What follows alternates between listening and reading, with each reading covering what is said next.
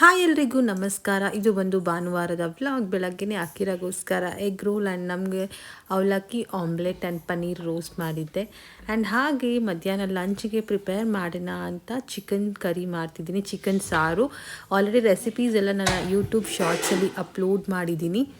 So ತುಂಬಾ ಸಿಂಪಲ್ಲಾಗಿ, ಕ್ವಿಕ್ಕಾಗಿ, ಟೇಸ್ಟಿಯಾಗಿ ನಾಟಿ ಸ್ಟೈಲಲ್ಲಿ ಚಿಕನ್ ಸಾರು ಮಾಡ್ತಾಯಿದ್ದೀನಿ. ಆ್ಯಂಡ್ ಹಾಗೆ ಮೀನು ಫ್ರೈ ಚೆನ್ನಾಗಿ ಮ್ಯಾರಿನೇಟ್ ಮಾಡಿ ಫ್ರಿಜ್ಜಲ್ಲಿಟ್ಟರೆ ಒಂದು ಕ್ವಿಕ್ಕಾಗಿ ಆಗಬೇಕು ಅಂದರೆ ಫ್ರೀಝರಲ್ಲಿ ಒಂದು 15 ನಿಮಿಷ ಇಟ್ಟರೆ ಸಾಕು, ತುಂಬಾ ಚೆನ್ನಾಗಿ ಮ್ಯಾರಿನೇಟ್ ಆಗಿಬಿಡುತ್ತೆ.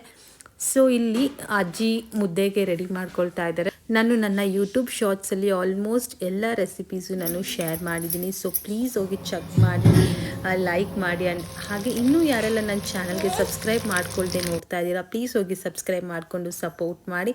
ಆ್ಯಂಡ್ ಹಾಗೆ ನನ್ನ ಕಝನ್ ಸಹ ಬಂದಿದ್ದರು. ಸೊ ಊಟ ಮುಗಿಸಿ ಈ ಬ್ಲಾಗ್ನ ಇಲ್ಲಿಗೆ ಎಂಡ್ ಮಾಡ್ತೀನಿ. Thank you so much. Bye.